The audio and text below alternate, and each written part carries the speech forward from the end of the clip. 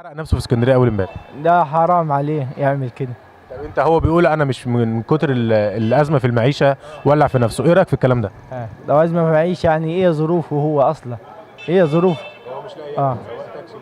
لا ما فيش حد لاقي، ده ربنا هو اللي الرزاق. ربنا هو اللي بيرزق. مفيش حاجة اسمها يلاقيش ياكل. ربنا رزاق، هو يدور على أكل يعيش، بس ما توصلش إنه يحرق نفسه.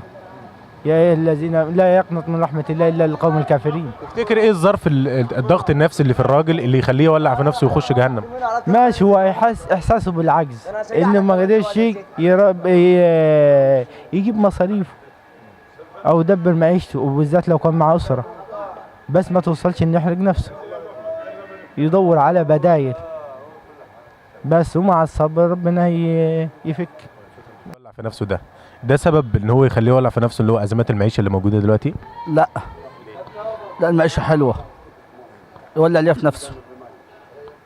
هو كل واحد بيشتكي يولع في نفسه، ما ينفعش يولع في نفسه، حرام، كفر بالله. هو بيقول ان انا مش قادر اعيش. مش قادر ليه يعيش؟ ليه ظروفه؟ ايه ظروفه؟ الله اعلم به ايه. معاه موضوع مع نفسه الله اعلم به، عشان يولع في نفسه حرام عليه. اما معيشه وبتقول انت راجل سواق، ازاي راجل سواق وما لاقيش ياكل؟ السواقين شغاله وكلها شغاله، مفيش حد ما شغالش. تفتكر ايه الضغط النفسي اللي يخليه يموت كافر؟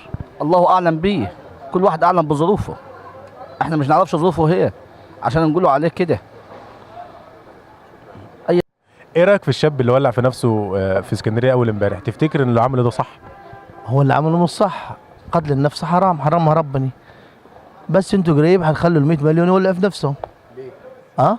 من اللي شايفاه البلد، من حال البلد، بما اقترفت ايديهم.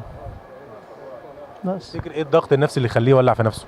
طب هو في حاجه ما تخليش البني ادم يولع في نفسه في البلد اللي حصلان في البلد؟ احنا راجعين لورا 7000 سنه اللي هيقولوا عليهم حضاره، احنا رجعناهم لورا بسبب الناس اللي قايمه على الحكم حاليا. بس يعني مثلا هو لو قادر يعيش او على الحياه او يكمل مع عياله او كانش مش هيفكر يولع في نفسه، لانه يولع في نفسه ده كافر، مات كافر، يعني مات مشرك، مات يهودي. ولكن العيشه بقت في الحياه صعبه، من كل هات لي من الالف للياء زياده في الاسعار. يعني الحديد كنا نشتروه النهارده ب 4000 او ب 3000 ونص، وصل 5000. كيلو السكر وصل 10 جنيه وما حدش لاقيه. كيلو اللحمه كان ب 40 جنيه و30 جنيه، وصلت 70 80 جنيه وما حدش لاقيه، وخش على 100 جنيه عندكم مني و110 و120. طب هي تتوقع يعني نظريتك الناس تعمليها في نفسها؟ انا هروح اعارك مع الجيش او الحكومه او السيسي، اقول له لو سمحت وقف، ما اقدرش، وكلمتي مش مسموعه. انا رايحك بالظبط، يعني كل واغلبيه الشعب تحت الصفر، هو عارف وكل الدنيا عارفه الكلام ده. يعني الظرف المعيشي ده يخليه يولع في نفسه ويخش النار؟ والله يولع. طب هيعمل ايه يعني؟ لما مرته تقول له هات او ولد يقول له هات وما قدرش يجيب كراسه ولا ولد او قلم او ما لاقيش رغيف العيش يجيبه، نظريتك تتوقع يعمل ايه؟ يعني نظريتك انت لما واحده مراته تقول لي هات لي مثلا اكل بس مش عاوزه لبس، يجيب لها اكل، ما يقدرش يجيب لها اكل، تتوقع منه يعني؟ يولع في نفسه ونص والله. وهي الحياه كده، ما فيش في نفسه في اسكندريه اول امبارح.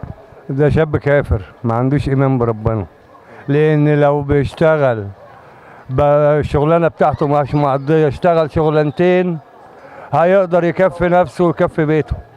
انا راجل عندي 60 سنه وبشتغل ليل ونهار، الحمد لله بيتي مليان وعيشتي مرتاح 24 قيراط.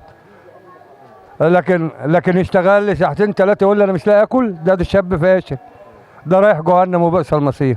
تفتكر ايه الضغط النفسي اللي يخليه يولع في نفسه؟ الضغط النفسي ان هو كسلي مش بتاع شغل، لكن لو بتاع عمل السواق تاكسي ماشي ورا النسوان. ايه سواق تاكسي؟ اما سواقية كوسه بتاكل صحابات العربيات، لو صاحب العربيه عمل 100 هو بيعمل 200. ده شاب فاشل ورايح جهنم وبئس المصير. في اسكندريه هو من رايي بصراحه، يعني من قله الظروف اللي احنا عايشين فيها في البلد دي، البلد كلها تولع في نفسها، وهنعيش وهنموت كفره كلنا. من ناحيه الدين الاسلامي هنموت كلنا كفره، ومن ناحيه العيشه كلنا هنولع في بعضينا. ما فيش مصري دلوقتي بيحب مصري. الاخ بيتعادى مع اخوه عشان جنيه. كيلو السكر وصل كام؟ كيلو اللحمه وصل كام؟ كيلو القوطه وصل كام؟ كيلو البطاطس وصل كام؟ 7 جنيه و8 جنيه، ومش لاقيينه. يا ريت نلاقيه كمان. هقول ايه تاني اكتر من كده؟ طب تفتكر ايه الضغط النفسي اللي يخليه يولع في نفسه؟ من العيشه ما فيش. انا عندي عيل في البيت وعايش بالايجار، ايجار 350 جنيه، طفل صغير عنده سنه مش لاقي له اللبن بتاعه، مش لاقي له اكله. يبقى ده مش سبب كافي ان انا اولع في نفسي الاقي عيل صغير زي ده بيعيط ليل نهار عشان الاكل؟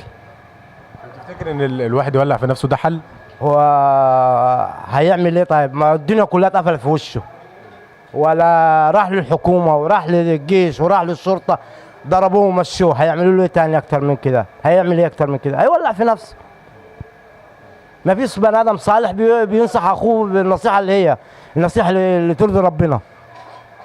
يولع في نفسه اول امبارح. هو انا عن نفسي هو حرام، بس هي عيشته ما برضه حرام. يعني مثلا ولا اكل عارف ياكل ولا شرب عارف يشرب، حتى اللي مثلا لو بيشتغل يموت مش مكفياه، ولا اكل ولا شرب ولا سكر. مثلا احنا قاعدين دلوقتي مثلا موظف في الايجار، فاهمني؟ جرب 150 في الشهر، ميه نور لبن، حتى اللبن ب 85 جنيه العلبه، فاهمني؟ لما تجيب لك كل اسبوعين 3 4 علبه تجيب منين؟ مش هتلاقي ولا على البيت ولا على نفسك ولا على مصاريف. لا يعني لو شاف ابنه بيعيط، الواحد لو شاف ابنه بيعيط يولع في نفسه احسن. ما هو مش لاقي له. ما انا مش لاقي. انا لما ابني انا قدام مني جعان وبيعيط، انا اولع في نفسي احسن ما اشوفه بيعيط قدام مني، مش عارف اجيب له الاكل. شغالين والحمد لله مفيش مشاكل، بس مفيش، مش مكفي. اللي جاي على قد اللي رايح، مفيش.